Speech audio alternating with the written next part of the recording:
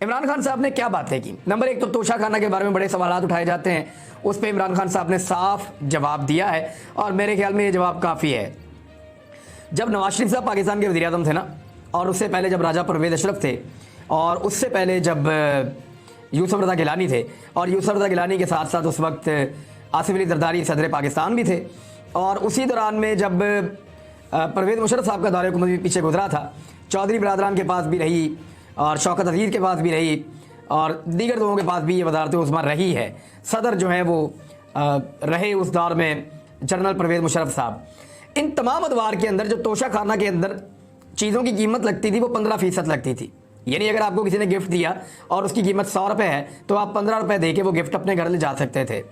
मियाँ साहब बहुत सारे गिफ्ट ऐसे ही ले गए, बल्कि वो उसकी कीमत भी बहुत कम लगवाते थे।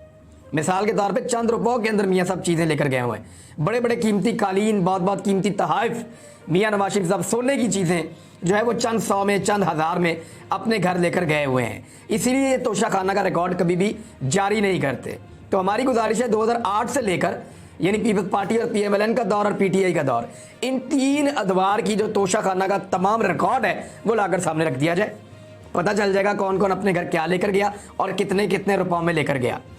इमरान खान साहब ने यह कहा कि ये पैसे 15% होते थे और वो भी लोग जमा नहीं करवाते थे, उसकी वैल्यू कम करते थे।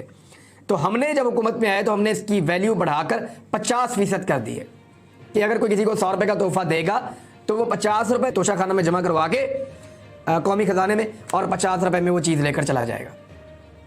तो 50% इस हुकूमत ने किया था, पहले ये 15% था। और उन्होंने कहा जो भी चीज़ मैंने ली है वो कानून के मुताबिक और रिकॉर्ड के मुताबिक ली है। लेकिन वो तो सिर्फ इसके ऊपर नारे लगाते हैं, सिर्फ इसके ऊपर बात करते हैं, जेल में नहीं डालते, पकड़ते नहीं, केस नहीं बनाते, इसलिए कि इमरान खान ने कानून के मुताबिक जो चीज़ ली वो ली है। साथ ही इमरान खान साहब ने आइंदा इंतखाबात के बारे में कहा, मुझे अल्लाह पे यकीन है मैं पूरी कोशिश करूँगा और मैं पूरी कोशिश करूँगा कि इंतखाबात जो हैं वो हम जल्द अज जल्द करवाएं और उसके लिए वो कोशिश कर रहे हैं। दौरा रूस के हवाले से उन्होंने कहा कि रूस जाने से पहले रूस से हथियार, तेल, गंदम और गैस की बात की है। रूस गंदम तेल 30% सस्ता देने को तैयार था। आज़ाद खारजा पॉलिसी होती तो ये ना होता। मुल्क माशी खुशहाल होना शुरू हुआ तो साथ ही ये साजिश आ गई। हमें कहा गया रूस ना जाएं, ये तो अमेरिका ने कहा था, जबकि दूसरी जानिब उनका इत्तेहादी इंडिया तेल खरीद रहा था रूस से। हमें कहा गया रूस के खिलाफ यूनाइटेड नेशन में वोट डालें, कौम का कई हज़ार अरब का फ़ायदा किया, जबकि रेकोडिक और कारके के मसाइल भी मैंने हल किए हैं। अमरीकी साजिश के बारे में उन्होंने कहा कि नवंबर में ये साजिश शुरू हो गई थी, जनवरी में तहरीक-ए-एतमाद लाने का प्लान हुआ था और अमरीकी सफारत खाने ने हमारे नाराज़ MNAs के साथ मुलाकातें की और अमरीकी धमकी आने के बाद इत्तेहादी भी उनके साथ मिल गए। उन्होंने कहा कि पाकिस्तान के मीडिया में बदतरीन पाबंदियाँ लग गई हैं। कहाँ हैं वो लिबरल्स जो मीडिया की आज़ादी की बात करते थे। ये साजिश कामयाब हो गई तो कोई वज़ीर-ए-आज़म अमरीका की धमकी के सामने कभी खड़ा नहीं होगा। कौम ने इस साजिश को तस्लीम कर लिया तो मुल्क के साथ बहुत बुरा होगा।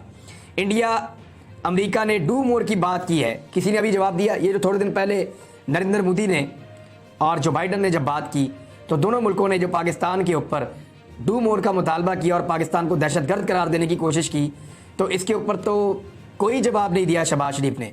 उल्टा शहबाज शरीफ ने नरेंद्र मोदी को जो ख़त लिखा उसमें मकबूजा कश्मीर लिखने के बजाय लिख दिया जम्मू कश्मीर। भाई मकबूजा कश्मीर लिखो, उन्होंने ऑक्युपाई किया हुआ है, आप जम्मू कश्मीर लिख रहे हैं। और उसमें कोई तस्करा नहीं किया 5 अगस्त के इकदामात का, 5 अगस्त 2019 के इकदामात का कोई तस्करा नहीं किया, जानबूझकर नहीं किया शहबाज शरीफ साहब ने। इमरान खान साहब ने एक स्टेटेड पोजीशन ली हुई थी कश्मीर पे कि भारत के साथ किसी किस्म की कोई नेगोशिएशन तब तक नहीं होगी जब तक कि वो 5 अगस्त के इकदामात को वापस नहीं ले लेता। लेकिन शहबाज शरीफ साहब के आने के बाद क्योंकि हुकूमत तब्दील हो गई है तो उन्होंने एक नई पोजीशन ले ली है और 5 अगस्त वाली शर्त भी खत्म हो गई है और अब शहबाज शरीफ साहब जब चाहें भारत के साथ बातचीत कर सकते हैं, जब चाहें नेगोशिएशंस कर सकते हैं। फिर इमरान खान साहब ने नई हुकूमत के बारे में कहा कि FIA में तब्दीलियां कर रहे हैं, धड़ाधड़ कर रहे हैं। 24 अरब की तफ्तीश करने वालों को तब्दील किया जा रहा है। ये नैब और FIA से केसेस खत्म कराएंगे। माफियाज को NRO 2 मिल गया है, लेकिन कौम को आज़ादी के लिए निकलना होगा। शहबाज शरीफ अभी से इंजीनियरिंग कर रहा है और शहबाज शरीफ की काबीना वैसे अभी तक नहीं बनी। वैसे ये एक अजीब व गरीब बात है, उसके बारे में मैं आपको बताता हूँ। लेकिन इलेक्शन कमीशन के अंदर इन्होंने तकरीरियाँ तबादलियाँ शुरू कर दी हैं। तबादले इलेक्शन कमीशन में हो रहे हैं, धड़ाधड़ हो रहे हैं, बड़े अहम तबादले हुए हैं इलेक्शन कमीशन में और इमरान खान साहब को फारग करने के लिए अब तैयारी की जा रही है। लेकिन इलेक्शन कमिश्नर जो है वो पूरी तरह इमरान खान की हर चीज़ के खिलाफ जाता है। यानी पीपल्स पार्टी और पीएमएलएन की फंडिंग का कोई केस वो नहीं सुनना चाहते और सिर्फ पीटीआई का केस सुनना चाहते हैं। और पीटीआई की वाहिद फंडिंग है जो बाकी सबसे ज़्यादा शफाफ और बेहतर भी है। जहां मर्जी दुनिया की कोई फर्म बना के आप ऑडिट करवा लें, वो दोनों फंस जाएंगे, ये निकल जाएगा। ये मेरी बात याद रखिएगा। अब आ जाए इस बात की तरफ कि काबीना क्यों नहीं बन पा रही। सारे कुछ ना कुछ मांग रहे हैं और शहबाज शरीफ को मुश्किलात में डाल दिया है। तमाम इत्तेहादियों ने एक लंबी फहरिस्त पकड़ा दी है शहबाज शरीफ के हाथ में और शहबाज शरीफ की हालत बुरी कर दी है। इस वक्त जमीयत उलमा इस्लाम फजलुर रहमान ग्रुप वो नाराज़ हो गया है। वो कहते हैं जी फ़ौरन इलेक्शन कराओ। और फजलुर रहमान क्यों कह रहे हैं फ़ौरन इलेक्शन कराओ, जरा इसको समझें। लेकिन फजलुर रहमान साहब बड़े सियाने सियासतदान हैं, उनको ये पता है कि ये नीचे नहीं जाएगी। अगर कोई तहरीक रमज़ान में चल सकती है तो ये फिर ऊपर की तरफ जाएगी और ये बढ़ते बढ़ते वहाँ पहुँच जाएगी कि कल को इलेक्शन लड़ना एक मुसीबत बन जाएगी इमरान खान के खिलाफ। इसलिए वो जल्द अज जल्द इलेक्शन लड़ने की बात कर रहे हैं। पाकिस्तान पीपल्स पार्टी भी नाराज़ हो गई है, उन्होंने बहुत सारी चीज़ें मांग ली हैं। बिलावल भुट्टो जरदारी गैर मुल्की दौरे पे चले गए हैं, जब तक लंदन से वापस नहीं आएंगे तब तक कोई फैसला नहीं होगा। ये एक नया मुद्दा खड़ा हो गया है। जबकि MQM वो भी जो है वो अपने आप को बाहर कर रही है, इस उम्मत के बोझ से निकलने की कोशिश कर रही है। इमरान खान के साथ भी खड़ी नहीं हो रही, लेकिन इस हुकूमत के साथ खड़े होने से भी डर रही है। वो ये कह रहे हैं कि इमरान खान साहब साबित करें कि उनके खिलाफ साजिश हुई है तो फिर हम उनका साथ देने के लिए तैयार हैं। तो बात यह है, जिस वक्त वो वज़ीर आज़म थे वो आपको बुला रहे थे कि काबीना की मीटिंग में आएँ, आपको दिखाते हैं जो साजिश हुई है, ये मुरासला पढ़िए। अब तो वो मुरासला वो वज़ीर आज़म नहीं है, उनके पास है ही नहीं। अब तो वो किसी को दिखा ही नहीं सकते और अब तो वो साबित भी नहीं कर सकते। अब वो प्राइम मिनिस्टर नहीं है, लेकिन जब उसने साबित करने के लिए बुलाया था आपको उस वक्त ज़्यादा झूले मिल रहे थे इक़्तिदार के।